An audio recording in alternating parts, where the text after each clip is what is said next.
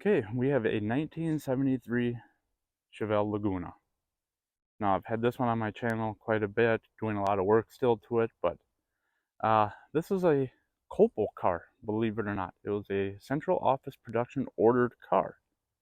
And usually when you think of that, you think of the Baldwin Motions, the Nicky Chevrolets, the Yanko Super Chevys, all that with the big motors and everything.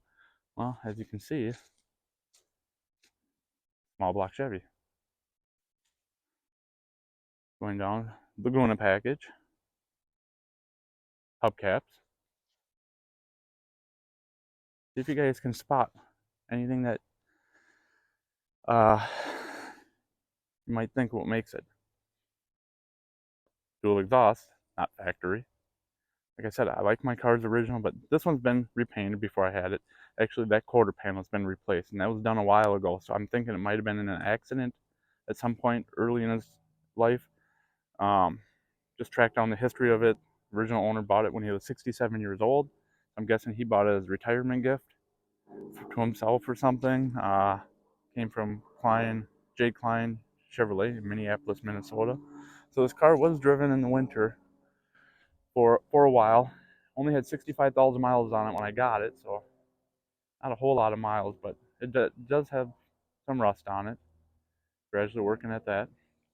But they put dual exhaust on it at some point. Originally, 73 would only had single exhaust.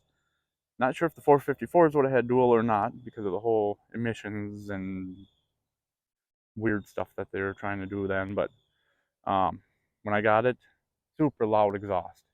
I mean, it was just I couldn't even stand driving it. So since this is going to be my cruiser, I brought it to the muffler shop and told them I want the quietest mufflers possible that you could get. I just wanted it quiet. So uh, threw on some new tires. They had like 33-inch tall tires that were just insane, and they were wide. It was just terrible looking. And then they had to have air shocks. Well, if the air shocks blew out, I would have tore up my quarter panels because they were so wide. So these are just actually factory size Cooper Cobras, and they did have rims on it when I got it, and they look nice. But again, wanted to kind of put it back to the original look. So, and they were offset so much that I just didn't think they looked that great. So went with that. Now this is just a metallic green. They called it, I think, dark metallic green.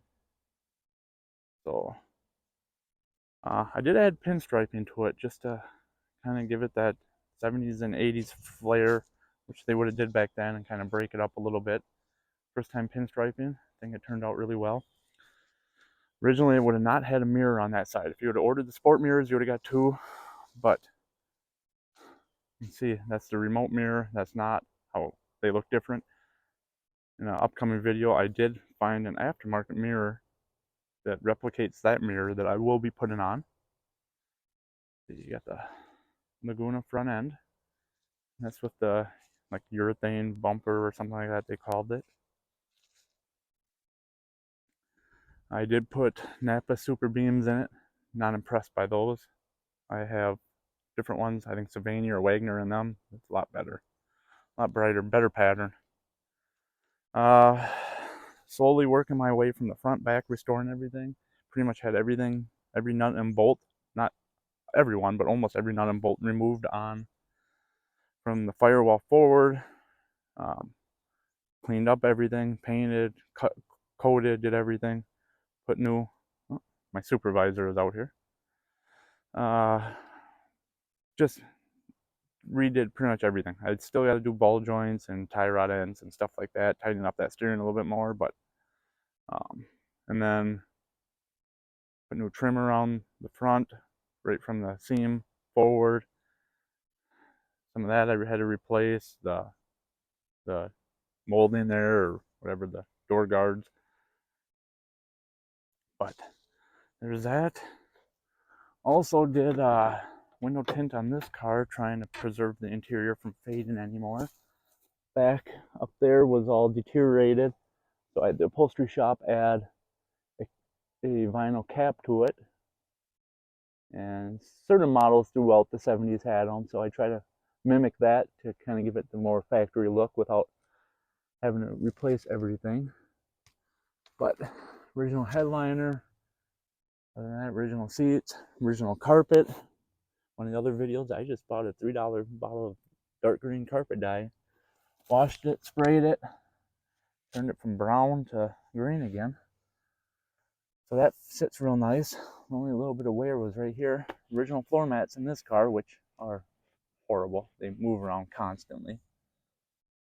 Let's see, a little added console.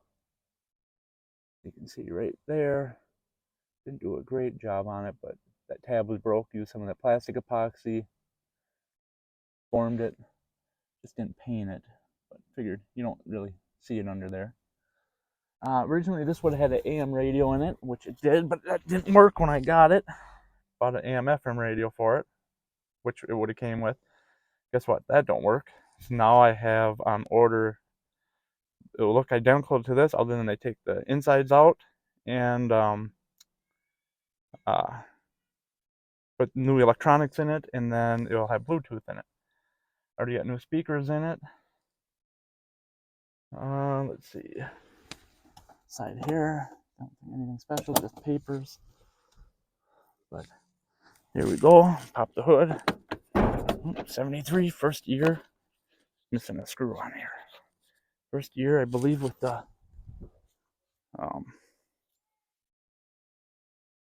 hood lever, release lever inside.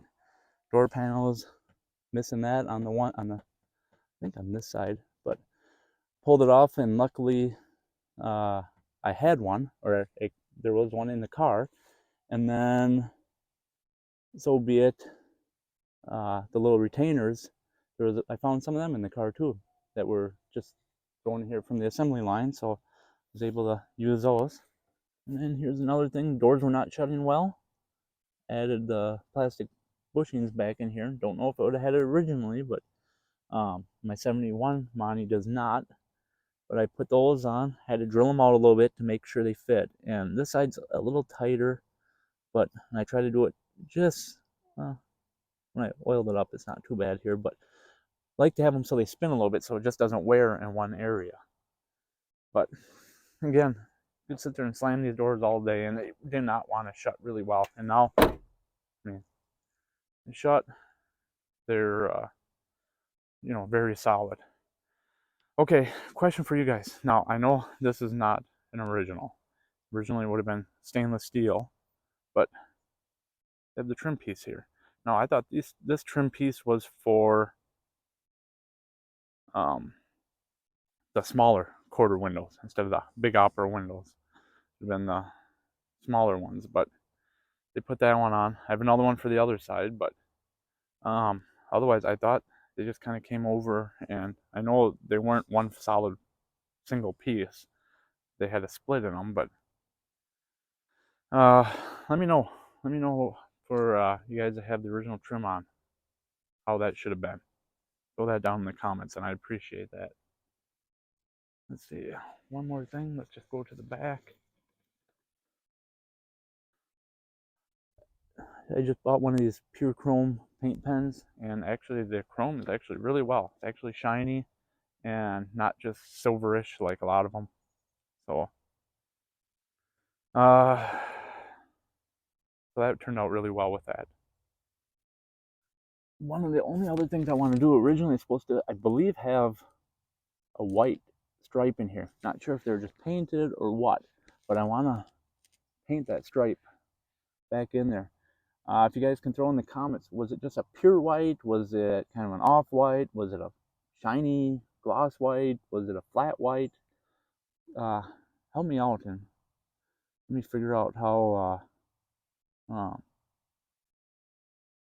what this originally would have had, so I could kind of duplicate it there. So that would help out a lot. Okay, I got the keys for the trunk of the Chevelle, minus the chairs for the car show. Now, this is a reproduction mat.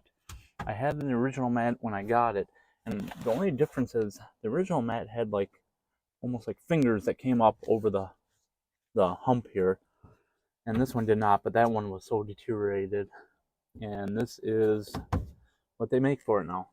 But you can see there's the original quarter with the splatter paint, and then this one was replaced.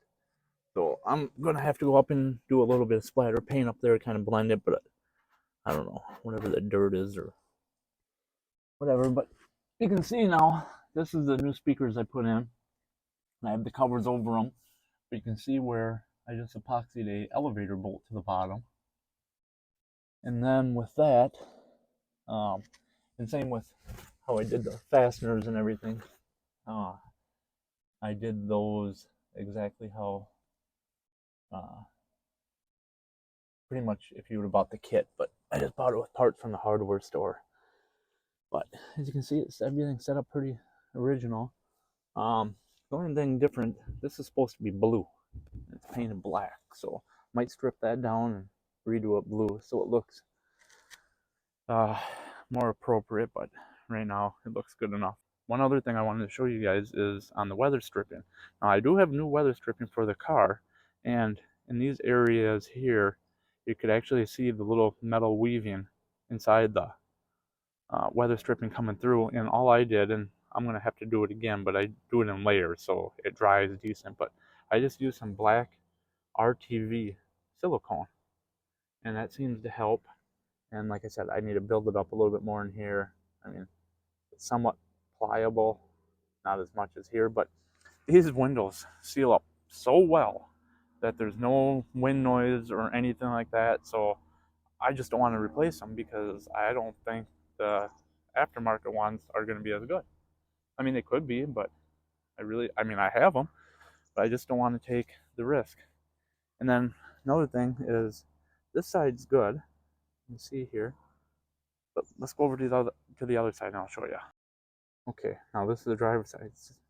Now these were pretty bad when I got it, and I used some of that, I think it's plastic coat, rubberized kind of coating for your tools, and I went and taped it off and sprayed it, and I mean it mimics the other side really well.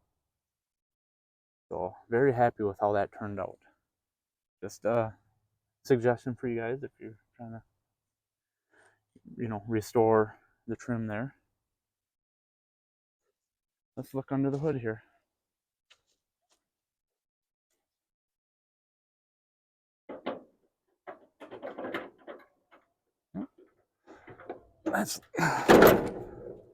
That came loose. Tighten that up. Okay, now this is like a gray phosphorus paint, and they can vary in color depending upon if they're dipped early in the batch or later. They're either a little bit lighter or a little bit darker. Here we go. 352 barrel, original motor, numbers matching. No horsepower rating on it, 73. I put that sticker on it, not sure if it exactly is the correct one, but I think since they went over to net, it would only showed like 145 horsepower or something like that, but in gross it would have been 250. AC car, AC does work. Besides the new Charger, it's the only vehicle I have with AC. And like I said, went through everything and tried a whole bunch of different colored paints, trying to get everything to match, and everything turned out really well. Cleaned it up really good, and still got a little bit more to go. They put a new hood insulation because I didn't have one when I got it. But again, one of the videos put a diverter valve in. Like I said, trying to keep it original. About a reproduction of the original diverter valve. That did not work. This is an updated model from GM. Does not look like the original one, but it works. So the only thing I'm missing is the heat riser for the stovepipe there. It's missing all the bracketry on the manifold, and I could not get in there to get those studs out without pulling the manifold off, and I wasn't going to go through that much work. So I have everything, just didn't do that. They replaced the blower motor. You can tell just from the way it is. New looking. Let's see. Like I said, I do have the build sheet for it, and it says COPO special paint combination. Now, if you guys know about these cars, originally it would have had a full vinyl roof, and it does not. It's a partial roof, and that's the only reason what makes this a COPO ordered car. They special ordered it somehow just for that half roof with no other options besides the basic Laguna package, which would have came with the 350 two barrel, and they ordered with AC. But other than that, nothing, nothing more with this car. 350 transmission with a 273 rear end. So not a fast car off the line. A little snappier with the two barrel because you don't have the ball of the four barrel, but it does sure purr when you go down the freeway. I mean, it's very easy to do 80 miles an hour without even knowing, just because there's just no revs there with that high rear end. Uh, Trunk wise, I don't have the keys, so I can't get in there. But all I did with that is bought some of that 3M splatter paint, sprayed touched up areas, and then clear coat.